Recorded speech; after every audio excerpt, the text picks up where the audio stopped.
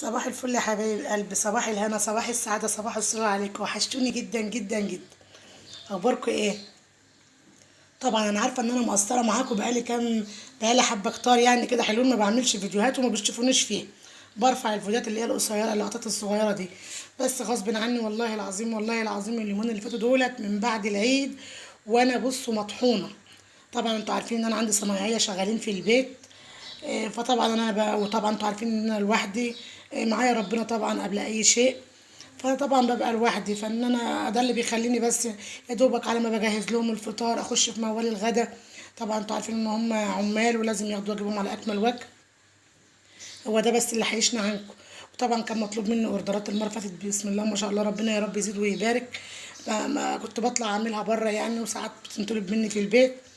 فما كانش بصراحة عندي وقت ان انا اصور خالص، ما كنتش جاهزة للتصوير خالص. فما تزعلوش مني، انا حقكم عليا والله العظيم، ما يبعدنا عنكم ولا شديد القوي. فطبعا النهارده عندي عمال شغالين، فصحيت من بدري روقت الشقة قبل ما هم ما يجوا من بدري. وجهزت لهم الفطار، فضلت خيركم كده يا حبايب قلبي. جبنة قريش بالقوطة، بطاطس مهروسة كده ببيض، وفول بالقوطة برضو كده جميل بالبصلة كده في منتهى الجمال، فول اسكندراني تحفة يستاهل بقكم.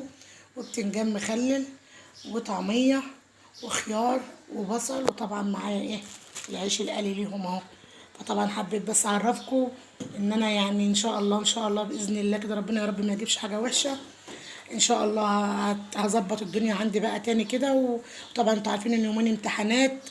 ساعات ملك هي اللي بتظبط لي التصوير، مش عارف ايه. هو ده بس اللي بيخليني ان انا مش عارفه اظهر لكم والله.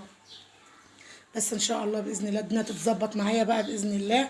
وادعوا الملوكه كده ان ربنا ينجحها يا رب، وينجح اولادنا جميعا، ويعيننا ويقوينا كلنا ويرزقنا كده يا رب. فان شاء الله باذن الله هتلاقوني هظهر تاني بقى كل يوم بفيديو جديد ان شاء الله.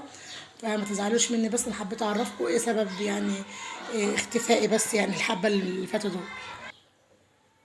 فان شاء الله باذن الله هتلاقوني اظهر لكم تاني وتالت وعاشر لغايه لما انتوا تزهقوا مني.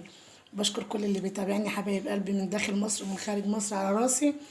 يا رب كده ان شاء الله يكون فطرنا يعجب العمال ويعجبكم لايكاتكم بقى يا حبايب قلبي، تشجيعاتكم اللي زي العسل. اشوفكم بخير، فيديو جديد ان شاء الله.